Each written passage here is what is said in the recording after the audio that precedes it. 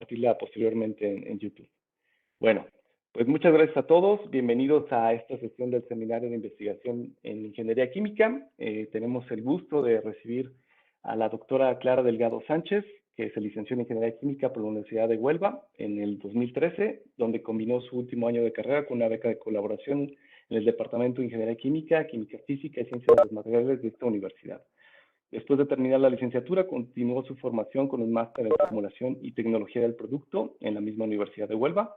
En 2014 realizó prácticas en el Laboratorio de Estudios de Investigación de Materiales de Madera, el LERMAP, en Épinal, Francia.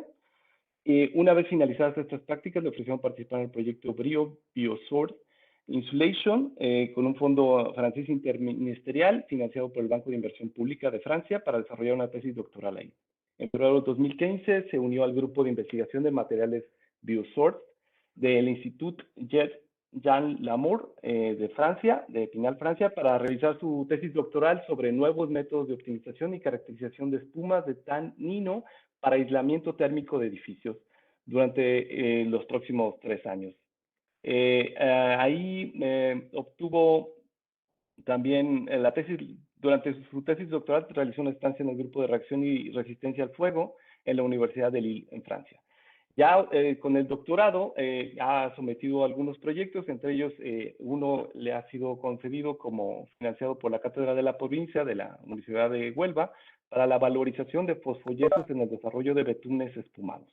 Tenemos mucho gusto de recibir la doctora y le cedemos la palabra para que inicie nombrando pues en español el tema de su conferencia. Adelante. Sí. Muchas gracias, Pedro. Primero quería reiterarte las gracias por la invitación. Estoy súper agradecida y súper contenta de poder estar aquí hoy y hablaros un poco de mi temática de investigación. Espero que la encontréis igual de interesante que la encuentro yo. Sí, o sea, no sé por qué ponía el título no sé por qué envié el título en inglés, en qué momento. Le voy a hacer la conferencia en español, o sea, mejor para todos. Espérate que voy a intentar bajar esto. Ahí. Os voy a hablar, bueno, al igual que ha dicho el doctor Ortega, trabajo, o sea, ahora mismo, no sé si ha quedado claro, volví de Francia y ahora trabajo en el Departamento de Ingeniería Química en la Universidad de Huelva y más concretamente en el Centro de Investigación de Tecnología, de Productos y Procesos Químicos, y estoy trabajando en un proyecto de investigación sobre el estudio de dispersiones termorreológicamente avanzadas para la aplicación en transporte de calor. Entonces, en general voy a hablaros del estudio de formulaciones y propiedades termorreológicas de emulsiones no acuosas. Entonces he pensado que primero os voy a introducir un poco por qué estudio las emulsiones no acuosas, que tienen de interesante para mí, y más en concreto, emulsiones no acuosas de materiales de cambio de fase. Y la utilidad de utilizar materiales de cambio de fase, entonces voy a hacer una pequeña introducción sobre los materiales de cambio de fase, de las emulsiones aceite en aceite de materiales de cambio de fase, y luego ya os hablaré del sistema con el que más he trabajado hasta ahora, que son polietilenglicol 4000 y aceite de silicona, emulsiones de ese tipo, y de otro sistema que es justo con el que estoy trabajando ahora mismo y que mi grupo de investigación estamos trabajando ahora mismo y que hemos obtenido unos resultados súper interesantes que espero que os gusten y que lo veáis interesante igual que yo. Primero de nada, ¿por qué trabajar con emulsiones no acuosas? En general, normalmente las emulsiones que nosotros conocemos son las más estudiadas, son agua en aceite o aceite en agua, una fase acuosa y una fase oleosa, que son las más estudiadas y las más conocidas. Pero también existen emulsiones aceite en aceite, o no acuosas, o emulsiones anhidras, tienen distinto nombre. Yo usaré el que según me vaya diciendo. Quería deciros que algunas veces vais a encontrar en las diapositivas algunos términos en inglés que estoy acostumbrada a trabajar con ellos y a veces me cuelan. También existen, como iba diciendo, emulsiones no acuosas, que son dos fases no acuosas, dos fases oleosas o no polares, y estas emulsiones no se han estudiado mucho, no existe mucha información científica sobre ellas, pero son muy interesantes. Casi toda la información que hay sobre ellas son patentes de cosméticas o farmacéuticas, pero tienen, o sea, tienen muchas aplicaciones y si conociéramos más de ellas, seguramente encontraríamos muchas más aplicaciones. Algunas de las aplicaciones que tenemos de ellas, pues, por ejemplo, la preparación de materiales porosos, unos lubricantes, por supuesto, todos esos sistemas en los que es indeseable la presencia de agua o que tenemos, por ejemplo, que alcanzar temperaturas más altas de 100 grados, pues necesitamos. También son muy utilizadas en cosmética y en farmacéutica, en la industria farmacéutica. Y nosotros queríamos emplearlas con emulsiones de materiales de cambio de fase. ¿Qué son materiales de cambio de fase? Pues son materiales que podrían decirse inteligentes porque actúan por su cuenta en función del ambiente, con un alto calor latente, que son capaces de almacenar y liberar grandes cantidades de energía a la temperatura del cambio de fase. Entonces, o sea, las cantidades de energía que son capaces de almacenar son hasta 100 veces más que si empleáramos solamente calor sensible. Un material de cambio de fase, pues si tenemos un material sólido, cuando se produce el cambio de fase a líquido, va a absorber un montón de calor y lo va a almacenar. Y cuando se produce la cristalización de líquido a sólido, pues vamos a liberar esa cantidad de energía. Entonces, ¿qué tenemos de ventaja? Que somos capaces de almacenar grandes cantidades de energía en unas masas de material muy pequeñas.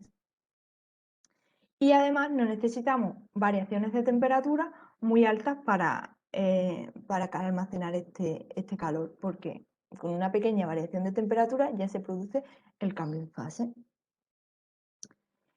Entonces tienen dos aplicaciones principales, que son la alta capacidad de almacenaje de energía en forma de calor. Almacenamos calor en un momento para poder utilizarlo en otro momento, cuando lo necesitemos. Por lo tanto, la gestión térmica va a ser muy eficiente. En esto, por ejemplo, se puede utilizar en colectores solares de centrales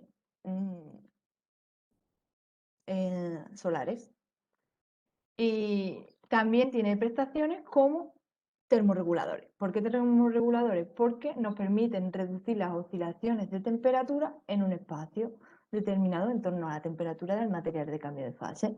Por lo tanto, nos reduce la dependencia que tenemos de sistemas de climatización convencionales y un ahorro energético. Este caso, un caso muy concreto de este tipo de aplicación son las aplicaciones en edificación.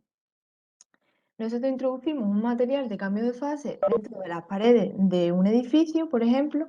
El material de cambio de fase se encuentra encapsulado, por ejemplo, con un polímero, y lo que conseguimos es que si hay calor, mucho calor fuera, pues el material de cambio de fase se va a fundir y a la misma vez que se funde, pues va a almacenar parte de ese calor, o sea, va a amortiguar ese calor en el mismo.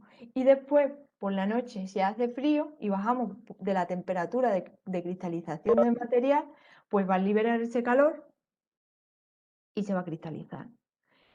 Entonces, conseguimos termorregular las oscilaciones de temperatura del ambiente interior.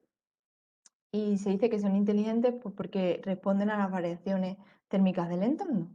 Los materiales de cambio de fase más óptimos para este tipo de aplicación pues son aquellos que tienen una temperatura de cambio de fase alrededor de entre 20 y 30 grados. También existen muchas aplicaciones de materiales de cambio de fase. Algunas de refrigeraciones, algunas aplicaciones médicas, con terapias de frío y de calor, en la industria textil. Y, por ejemplo, en mezclas alfáticas, en nuestro departamento hay una línea de investigación que trabaja con introducir materiales de cambio de fase en asfalto para reducir el choque térmico y disminuir el agrietamiento de los asfaltos y de los betones. Muy interesante también esa línea. existen distintos tipos de materiales de cambio de fase, normalmente se organizan en orgánico y inorgánico. Los orgánicos son más estables, menos corrosivos, pero el precio es superior. Son ceras parafinas, ácidos grasos derivados de productos animales y vegetales como el ácido esteárico, el palmítico o el laurílico. Y después también hay sales hidratadas y metálicos o metálicas, que son compuestos inorgánicos cuyo calor latente es mayor, pero claro, son corrosivos. También es verdad que son más baratos. Y los materiales de cambio de fase pues se van a organizar en función de cómo los incorporemos en nuestro sistema. Si los incorporamos directamente, bien por ejemplo en el edificio, en el cemento, introducimos materiales de cambio de fase, estos pueden estar encapsulados o no directamente y o los metemos dentro de un fluido. La inmersión en fluidos son los phase change slurry en español, lodo, creo que. Son los lodos de materiales de cambio de fase y hay de distintos tipos. Mm, Estos nombres ya no puedo ni traducirlos al español.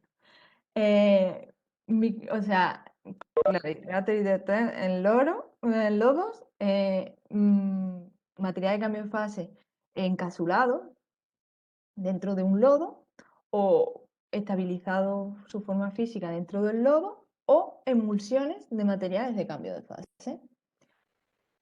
¿Qué ventaja tienen estos lodos o estas emulsiones? Pues que el material de cambio de fase mm, aumentamos o sea, la particularidad de material dentro de nuestra fase, vamos a aumentar la relación superficie-volumen muchísimo y entonces la transferencia de calor va a aumentar mucho. Además, son sistemas binarios, entonces está compuesto por un fluido portador que nos va a servir de transporte de ese material de cambio de fase y a la misma vez tenemos el material de cambio de fase que nos sirve de almacenamiento de energía.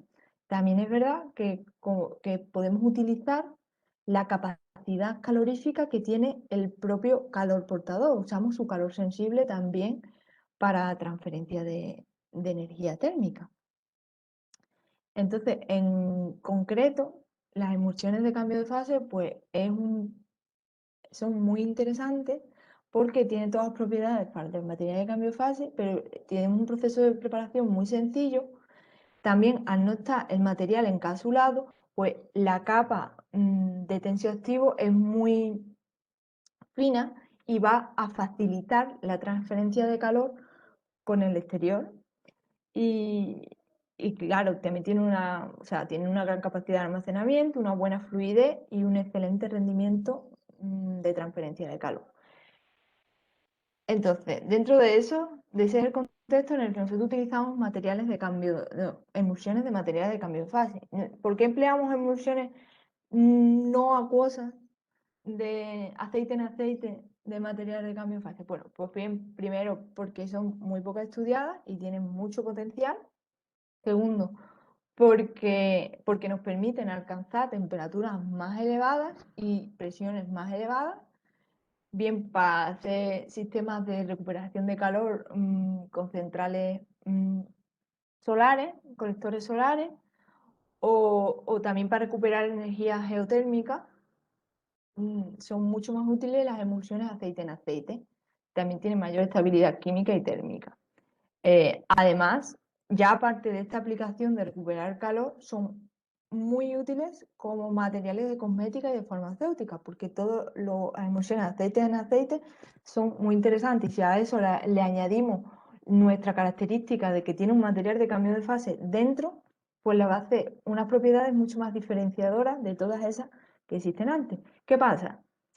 Que no solo tenemos el reto de conseguir una emulsión aceite en aceite, que ya de por sí es bastante complicado, sino que además queremos que a alta temperatura sea líquido-líquido y a baja temperatura sea sólido y líquido, sea una suspensión, y todo eso sea estable. Es un reto bastante complicado en el que nos centramos al inicio. Pero bueno, veremos en qué ha terminado eso. El sistema que nosotros empezamos analizando fue el de emulsiones de polietilenglicol 4000 en aceite de silicona.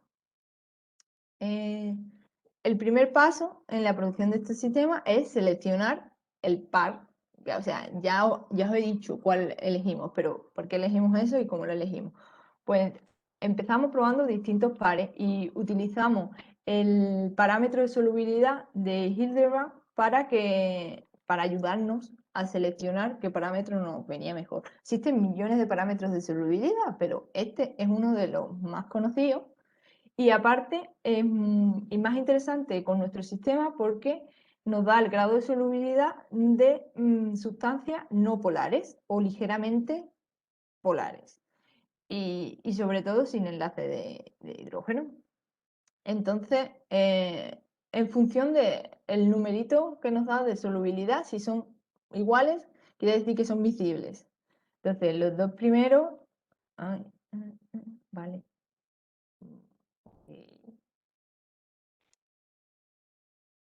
Bueno, lo imagináis. Los dos primeros son miscibles porque tienen muy parecido, o sea, era una cera de parafina y aceite de ricino. Cera de parafina y aceite de silicona, que a priori nos parecía muy interesante de utilizar, pero eran miscibles. Después, este sistema nos permitía, no eran miscibles, pero no tenemos un material de cambio de fase alrededor de la temperatura que nosotros queríamos. Y estos cuantos de aquí, pues eran verdaderas posibilidades, porque los materiales de cambio de fase son la cera de parafina, el ácido esteárico y el polietilenglicol, son materiales de cambio de fase muy buenos y que aparte tienen un punto de fusión alrededor de 60 grados que nos viene muy bien para nuestro sistema, porque 60 grados es la temperatura del agua caliente cuando sale de casa. Y entonces, pues empleamos aceite de silicona de calidad industrial y polietilenglicol que tiene su punto 4000, que tiene su punto de fusión alrededor de 60 grados. El siguiente paso fue seleccionar un tensioactivo. De hecho, seleccionar un tensioactivo es la parte más, el reto mayor a la hora de preparar una emulsión aceite en aceite. Porque casi toda la información que tenemos, o sea, para emulsiones aceite en agua o agua en aceite hay millón de información. Están los parámetros LHLB, que el balance hidrofílico lipofílico, y tenemos millones. Nos dicen qué tensioactivo nos viene mejor dependiendo de nuestro sistema. Pero claro, aceite en aceite es más complicado. Entonces probamos millones de cosas y buscamos mucha bibliografía de este tema, que no existía mucha, pero tampoco cabía. Y comprobamos que los copolímeros en bloque, donde una de la parte es miscible en una fase y la otra parte es miscible en la otra fase, pues funcionaban muchísimo mejor y eran mucho más eficaces que todos los tensioactivos que normalmente conocemos, que son de bajo peso molecular, como el Twin, el SPAN, el Triton, y nos proporcionaba una mejor barrera estérica para evitar la coalescencia. Entonces empleamos tensioactivos siliconados. Los tensioactivos siliconados tienen una estructura como esta que he presentado aquí en la imagen, que es una cadena de ¿cómo se? Bueno, de aceite de silicona, polimetil silosano, que tiene unido cadenas de polietilenglicol como injertadas. De manera que estas cadenas van a ser compatibles en la fase de polietilenglicol y estas en la de aceite de silicona. Es verdad que probamos millones de tensioactivos y no todos tienen cadena de polietilenglicol, pero muchos. Y al final resultó que el que nos daba una emulsión súper estable y que funcionaba muy bien era este, que se ve en pantalla. Entonces, pues ya tenemos todos los componentes para obtener una emulsión aceite en aceite y con todas las buenas propiedades que tiene nuestro compuesto, el aceite de silicona que fue seleccionado porque es que ni se oxida ni se degrada, es una estabilidad térmica y química muy grande, además no es tóxico. Y el polietilenglicol, pues igual, es utilizado industrialmente o sea, en la medicina muchísimo debido a su baja toxicidad y que es biológicamente inerte. Esto nos da al menos garantía de que puede ser utilizada para cosmética y farmacéutica. Este tipo de emulsiones sería muy, muy interesante. ¿Cómo preparamos las emulsiones? Bueno, pues para preparar las emulsiones tenemos que asegurar que nuestro sistema se encuentra a más de 80 grados centígrados para que, bueno, a más del punto de fusión, para evitar o para asegurar que todos los compuestos están líquidos. Entonces, primero mezclamos el aceite de silicona con el tensioactivo hasta que teníamos una mezcla homogénea y después añadimos gota a gota el polietilenglicol 4000 y lo mezclamos utilizando un ultraturra, o sea, a altas velocidades de cizalla, durante unos 10 minutos. Esto nos permitió obtener una emulsión que se va a llamar emulsión fresca, que era muy, muy estable, o sea, podías dejarla en la estufa a 80 grados eternamente y es súper estable, no se separaban las fases, pero sí es verdad que nos daba cierta inestabilidad cuando hacíamos ciclos de enfriamiento y calentamiento, cuando pasaba a sólido y después volvía a líquido.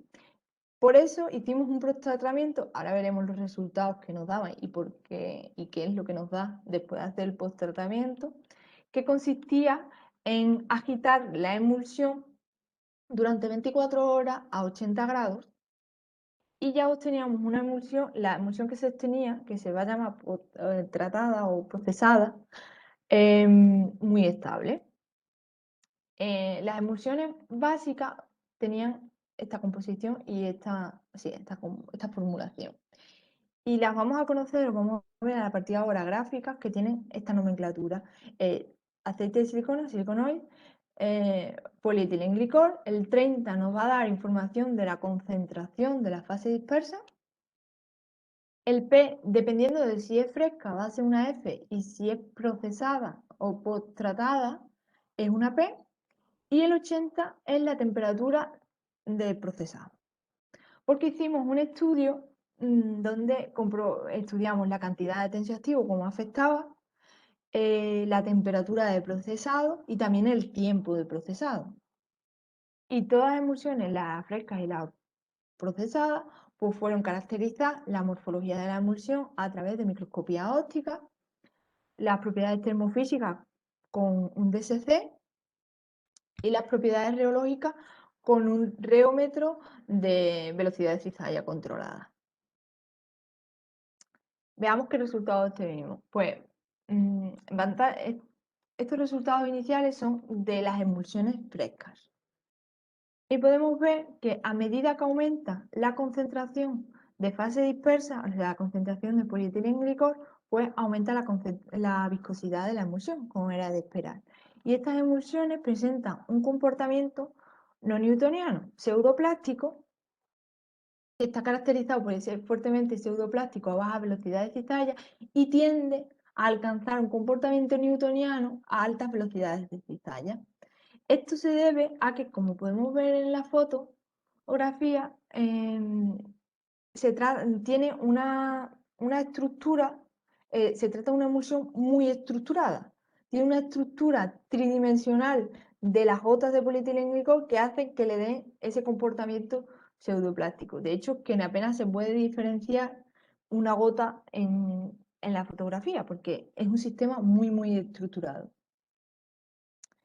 Entonces hicimos un barrido de temperatura, de alta temperatura a baja temperatura. Entonces estudiamos, aquí se pueden ver las fotografías que a priori pues no cambiaba mucho la estructura del sistema de 80 grados a 30 grados. Alrededor de 40 grados se producía un aumento de viscosidad muy elevado que se debe a la cristalización del polietilenglicol, el cambio de fase del polietilenglicol, de la fase dispersa. De hecho, se comprobó viendo esta fotografía que es esta misma, pero con luz polarizada cruzada, con polarizadores cruzados, y donde la fase, la zonita iluminada, más clarita, son los cristales que se han formado. Se formaron cristales muy desordenados y con forma de aguja que nos van a dar problemas luego. De hecho, cuando volvimos a calentar, no llevaba después el mismo camino de vuelta la viscosidad.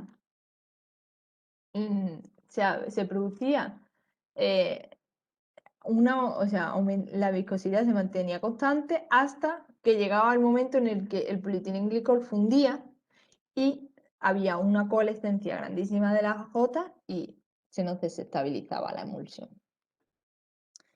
Debido a que los cristales que se habían formado pues habían destruido las gotas. Para solventar esto, lo que hicimos fue el post-tratamiento del que os hablé anteriormente, que es 24 horas a 80 grados. Y nos dio lugar a esta curva de viscosidad de la emulsión. Obteníamos un sistema que era estable y que volvía por el mismo camino, bajando la temperatura. La viscosidad caía porque el sistema, había un cambio en la microestructura. De hecho, el sistema aquí altamente estructurado pasaba a este sistema, donde empezamos a notar la presencia de las gotas. Y habíamos destrozado parte de la estructura que formaba la emulsión. Pero así conseguíamos que, que no se desestabilizara y siguiéramos teniendo una emulsión. Después, al enfriar y calentar. Comprobando los resultados del DSC, podemos ver que, o sea, el pico rojo es el pico del polietilenglicol puro, el pico de cristalización y el pico de fusión. Si añadimos, después de hacer una emulsión, podemos ver que los picos de cristalización y el de fusión se han desplazado hacia temperaturas más bajas y que también la entalpía de cristalización y la entalpía de fusión ha reducido, o sea, hemos perdido parte de cristalinidad. Y este efecto se veía aún más pronunciado cuando hacíamos el post-tratamiento. ¿A qué se debe esto? Pues nada de pensar que seguramente hay moléculas de tensioactivo que van de la interfase adentro de la fase dispersa y entran dentro de la cristalinidad de nuestro polietilenglicol, destrozando parte de esa cristalinidad y dándonos ese comportamiento. Para comprobar que esto era lo que pasaba, hicimos un estudio de cómo afectaba la cantidad de tensioactivo a nuestra emulsión. Y aquí podemos ver, o sea, hicimos a un 1%, a un 4% y a un 8% de tensioactivo. Y estas son las emulsiones frescas y las emulsiones tratadas. Como era de esperar, a medida que aumentamos la cantidad de tensioactivo, aumenta la viscosidad. Obtenemos un sistema más estructurado y es que el tamaño, aunque aquí así a simple vista parece que no, pero bueno, o sea, no se aprecia muy bien, pero a medida que aumentamos la cantidad de tensioactivo, disminuye el tamaño de la gota y por lo tanto aumenta la viscosidad. Y obteníamos un sistema totalmente estructurado a bajas velocidades de cizalla que tiende a ser newtoniano como los componentes puros a altas velocidades de cizalla. Después de procesarla, esperamos encontrar prácticamente lo mismo. De hecho, con un 1% y con un 8%, después de hacer el procesado, el comportamiento pseudoplástico de la emulsión lo perdíamos totalmente, bueno, totalmente o prácticamente del todo, y tenemos un sistema newtoniano. Esto se puede comprobar en la fotografía donde empezamos a apreciar las gotas y ya no tenemos un sistema estructurado, por lo tanto no tenemos nuestro comportamiento pseudoplástico. Pero esto no pasaba con la emulsión del 4%, que era algo que no nos esperábamos. De hecho, con el 4% sigue aún manteniendo parte de su estructura, como podemos ver en la figura. Entonces nos fuimos al DSC para ver si entendíamos qué era lo que estaba pasando.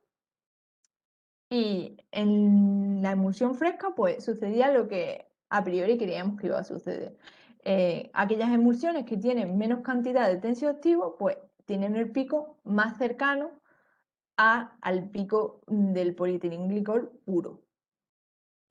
Y a medida que aumenta la cantidad de tensioactivo, pues el desplazamiento hacia temperaturas menores era mayor y también perdía aún más cristalinidad que con las otras. ¿Cuál fue nuestra sorpresa al comprobar con el 4 que eso no sucedía lo que a priori pensábamos? De hecho, la emulsión con un 1%, que sería la menos modificada, es aquella que ha perdido totalmente el pico de cristalización y de fusión. Incluso la del 8% sigue manteniendo aún un pequeño pico de fusión y de cristalización. Esto nos hace pensar que tal vez haya otro elemento como pequeñas cadenas de aceite de silicona que a unos tiempos de procesado pequeños, como son la emulsión fresca, pues no se nota, pero que poco a poco, durante el posttratamiento, se va difundiendo en la fase dispersa y acaba teniendo el mismo efecto que el tensioactivo, afectando la cristalinidad de esta fase. Esta explicación no, o sea, sería coherente con los resultados que hemos obtenido de aquí con el 4%, ya que mayor cantidad de tensioactivo va a crear una barrera entre la fase dispersa y la fase continua mucho mayor. Entonces le va a resultar más difícil a las pequeñas cadenas de aceite de silicona entrar dentro de la fase dispersa y destrozar la cristalinidad. Pero también es verdad que una cantidad de tensioactivo muy elevada también nos va a afectar la cristalinidad. Entonces necesitamos alcanzar un equilibrio, un óptimo en la cantidad de tensioactivo suficientemente grande como para dejar hacer barreras y no suficientemente grande para no afectar demasiado. Y el 4% parece ser el adecuado. También estudiamos la temperatura, cómo afectaba la temperatura y el tiempo de procesado. Ambos sistemas llegábamos al mismo comportamiento final de la emulsión. Si nos vemos en el tiempo, pues a medida que aumenta el tiempo, primero se produce un proceso de pérdida de la estructura de la emulsión. Entonces, primero perdemos el comportamiento pseudoplástico de la emulsión y después empieza a bajar la viscosidad. Eso es, primero perdemos la estructura, ya que con una agitación, cada vez más agitación, o sea, más tiempo de agitación, va a favorecer la rotura de los agregados de la estructura que teníamos en la emulsión. Y conforme pasa el tiempo, también va a favorecer la coalescencia de las gotas, aumentando el tamaño de gotas y disminuyendo la viscosidad de la emulsión. El mismo efecto se obtiene con la temperatura. Lo que pasa es que con la temperatura hay un salto mucho más grande, desde 80 grados a 120. Seguramente temperaturas intermedias entre 80 y 120, pues podríamos observar el mismo efecto. Lo que sí sabemos es que a medida que aumenta la temperatura, disminuye la viscosidad, aumenta el movimiento de las partículas, con el tiempo de procesado ocurre lo mismo. Y esto va a provocar una desestructurización, un aumento del tamaño de partículas, de gotas, y por lo tanto una bajada de la viscosidad. Por último, comprobamos, para comprobar todas estas teorías que teníamos, la interacción de las distintas fases por pares. Entonces, mezclamos aceite de silicona con el tensioactivo y vimos que no había ningún tipo de interacción entre ellos y no pasaba nada. Después mezclamos el polietilenglicol con el tensioactivo y observamos que efectivamente desplazaba los picos de cristalinidad y de fusión a temperaturas más bajas y que este efecto se veía acentuado conforme pasaba el tiempo.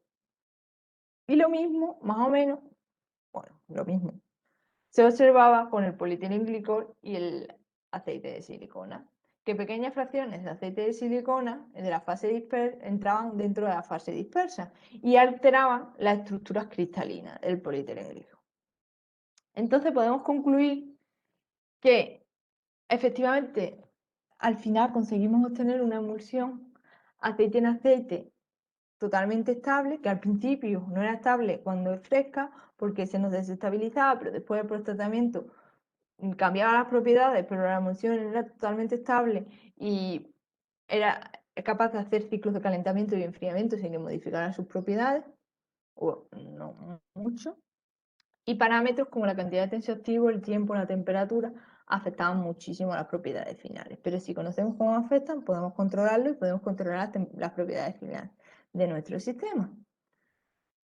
Y que, pues, que había una pequeña interacción entre algunas fases.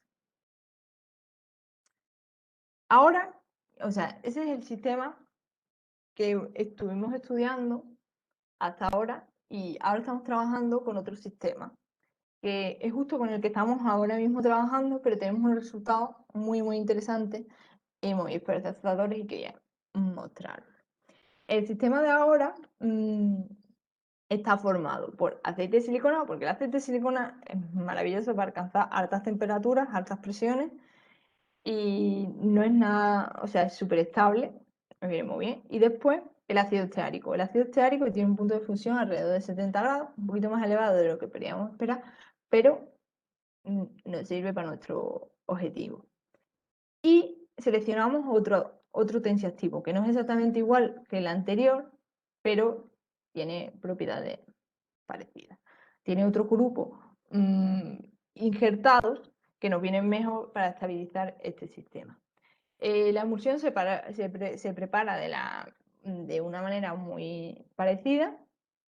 Mezclamos aceite de silicona con el tensioactivo hasta que obtenemos una mezcla homogénea y después añadimos gota a gota el ácido esteárico y obteníamos una emulsión que es totalmente estable. Aquí esta no necesitamos hacer ningún tipo de post-tratamiento ni nada, es estable durante meses.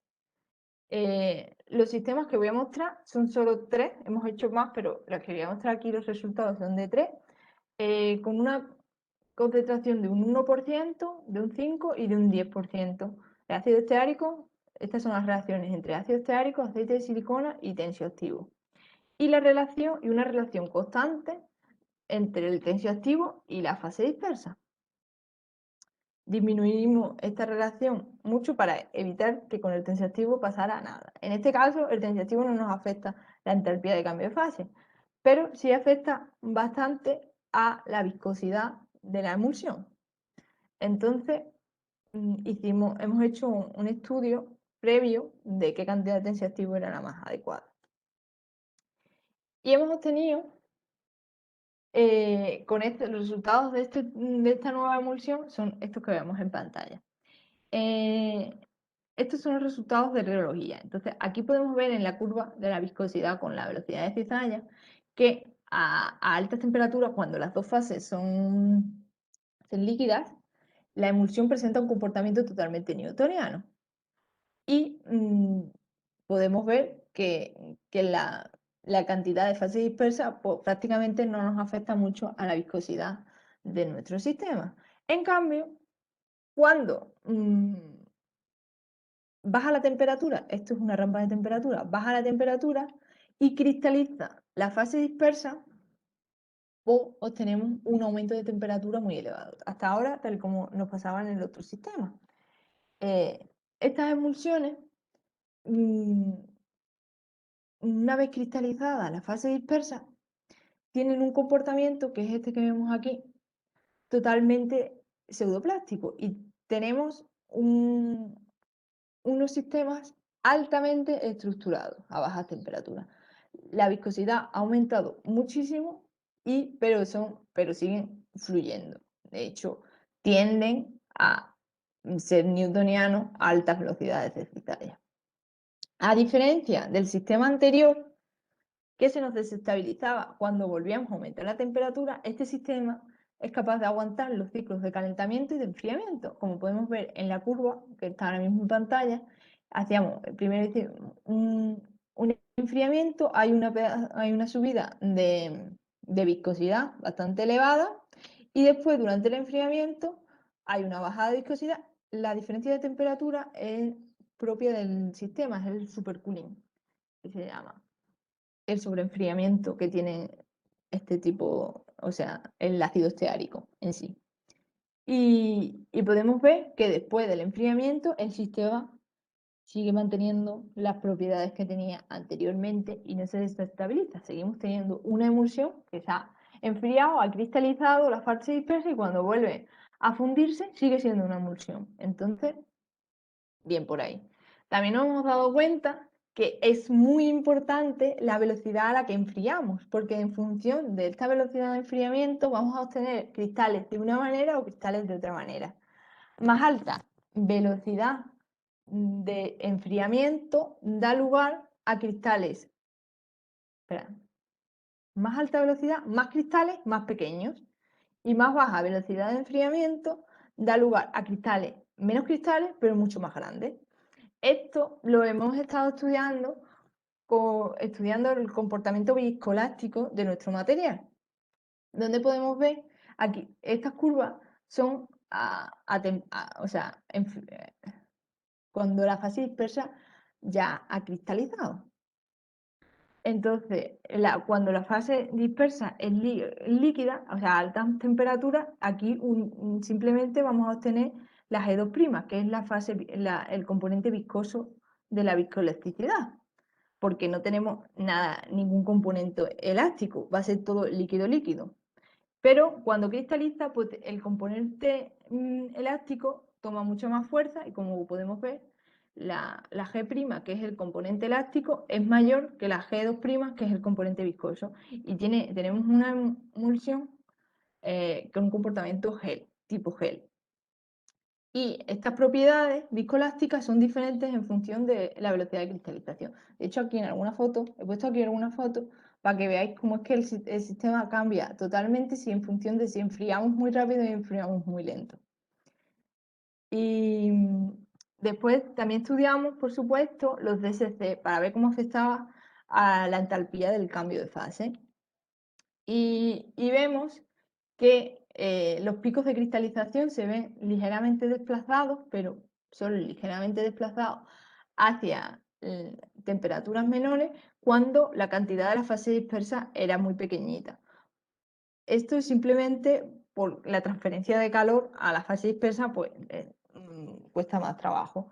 Pero si vemos las entalpías de cambio de fase, de cristalización y de fusión, podemos ver que no afecta significativamente o sea, no afecta la emulsión, la emulsificación del sistema no afecta a nuestra entalpía de cambio de fase, lo cual la hace muy interesante para nuestra principal aplicación de materiales de cambio de fase. Y además, cuando hacemos ciclos de calentamiento y enfriamiento, pues teníamos un sistema que es que no se ve para nada modificado después de 10 ciclos de enfriamiento y calentamiento. En la foto, he puesto fotos porque me parecen muy interesantes, podemos ver que a medida que, o sea, el cambio de la cantidad de fase dispersa, pues cambia el tamaño de las partículas. Después, cuando enfriamos, podemos ver sistemas que han cristalizado dentro y de hecho se ve muy claro o sea, las fotos negras son las mismas fotos que la de arriba, solamente que con luz polarizada, con polarizadores cruzados. Y podemos ver que cristaliza en forma de gotita, que eso no es lo que obteníamos antes. Y que una vez volvemos a recalentar, acabamos obteniendo exactamente el mismo sistema que al inicio. Y aquí se puede ver cómo afecta muchísimo la velocidad de enfriamiento, porque el sistema que obtenemos al final, pues con un enfriamiento rápido, pues son mucho más cristales, pero más pequeñitos que con un enfriamiento lento. Y eso es todo. Ahora mismo estamos trabajando con perspectiva de futuro en incorporar a nuestras emulsiones. Por supuesto, también hemos medido, no he dicho, lo que pasa es que no he presentado los resultados, son la conductividad térmica de estas emulsiones y entonces estamos trabajando ahora en incorporar a las emulsiones grafeno o nanotubos oxidados y que se puedan dispersar bien y de esta manera aumentar la conductividad térmica de la emulsión y también, por ejemplo, para sustituir los tensioactivos y obtener una Pickering emulsión, que las partículas de grafeno de nanotubos se pongan en la interfase para estabilizar la emulsión. Y nada, pues por último decir que este proyecto está financiado por un proyecto del Ministerio de España y que esta es la foto de mi grupo de investigación de mi centro de investigación y muchas gracias por vuestra atención y toda la duda que tengáis será bienvenida. Hola.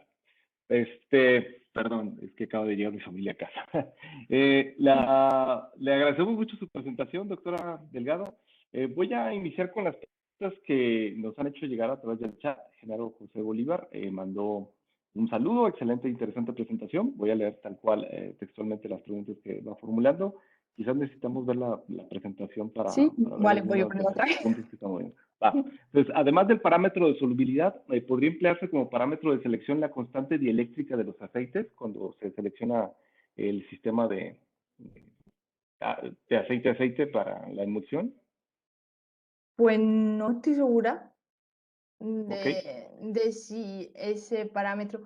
La verdad es que el parámetro de solubilidad fue totalmente orientativo al Ujú. inicio. Después, lo interesante es mezclarlo y comprobar que de verdad no se separa. La constante eléctrica nunca la he usado.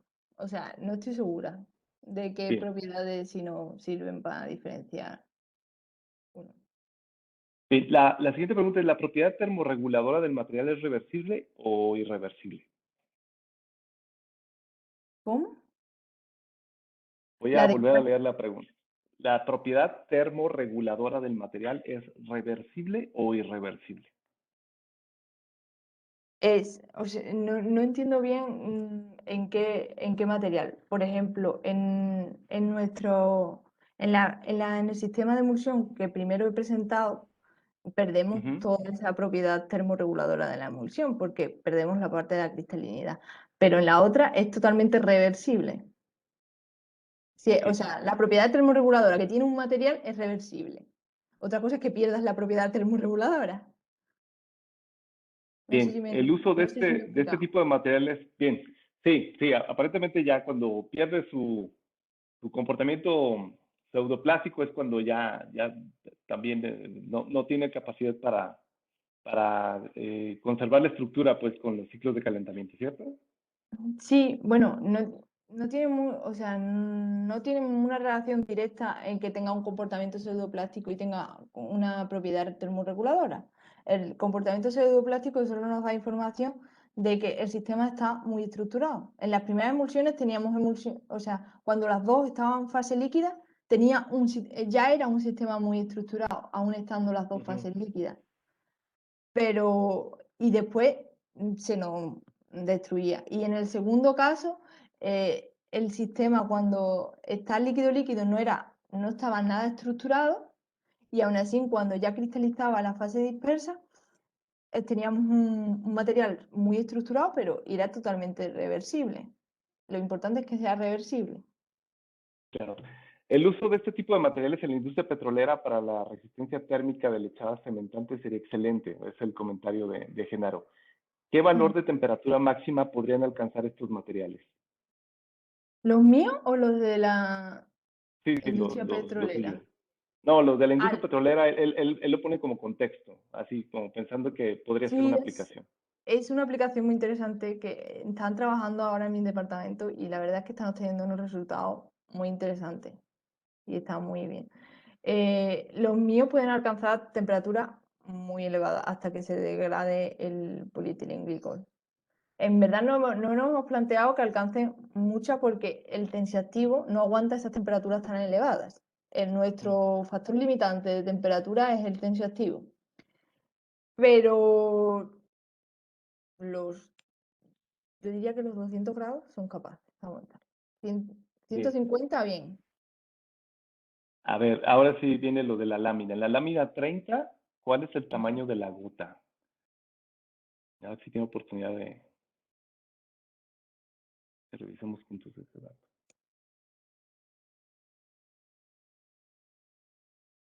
A ver si Genaro nos confirma que es esa diapositiva. Ah, sí, están De numeradas, esta claro. gota son nano.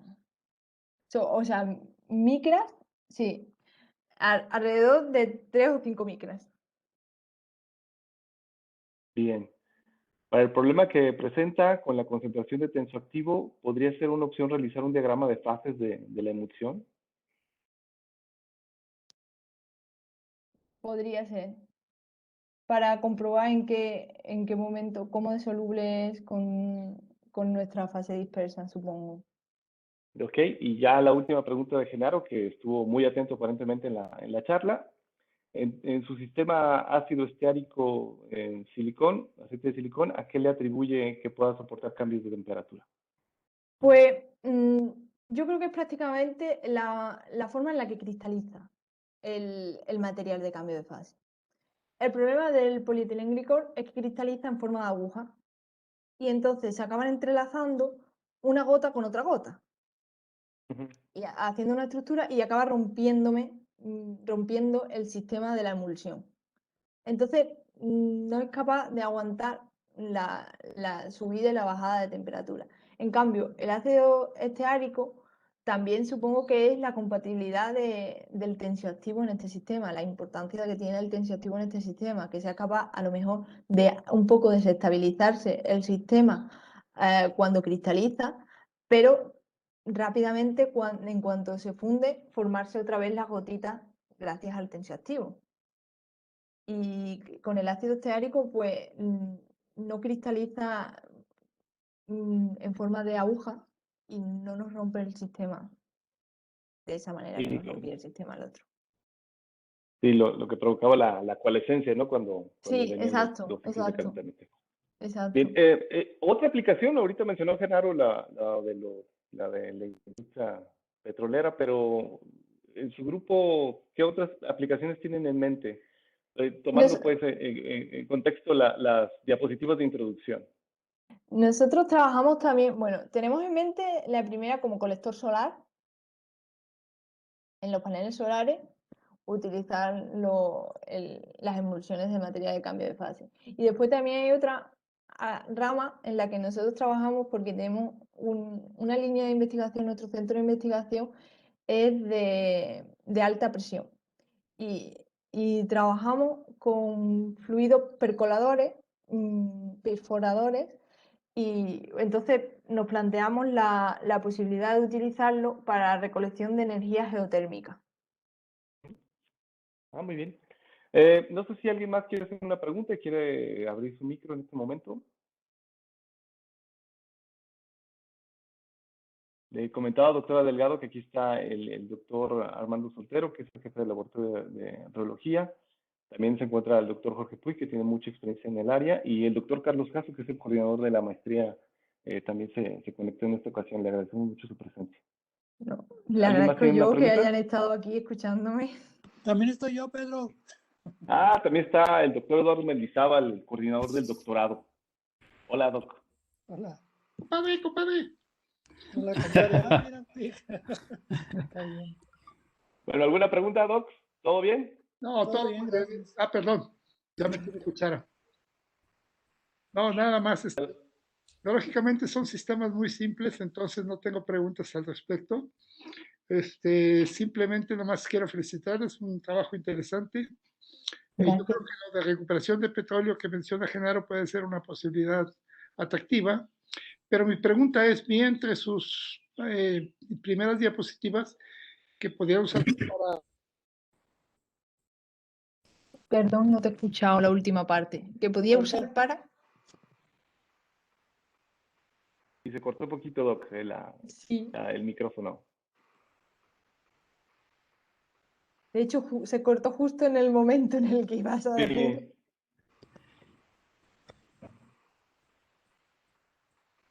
Sí, parece que no, ya no se volvió Se fue la a... señal. Bueno, pues si quieres después le hacemos llegar la Sí, pregunta al doctor Jorge sí, Puig claro. O para sea, que no he puesto aquí mi interactúen un mail, poco. pero creo que lo pone en la página del Sí, doctorado seguramente, ¿no? sí, lo voy a incluir para que se puedan poner en contacto con usted. Sí, sí, sí, sin ¿Ah? problema. Bueno, pues le agradecemos mucho a nombre de los programas de la maestría en ciencias y del doctorado en ciencias en ingeniería química por asistir, por estar aquí con nosotros, por presentar este tema tan interesante y esperamos mantener el contacto con la Universidad de Huelva a través de usted. Le agradecemos Yo mucho su encantada, presencia. todas las veces que necesitéis cualquier cosa, sabéis dónde estoy y yo estoy perfectamente dispuesta a colaborar. Si queremos hacer un intercambio, cualquier cosa, sabéis dónde estoy. Y muchas Muchas gracias gracias. por asistir y por escucharme y por invitarme, de verdad. Muchas gracias a usted. Bueno, a partir de este momento voy a parar la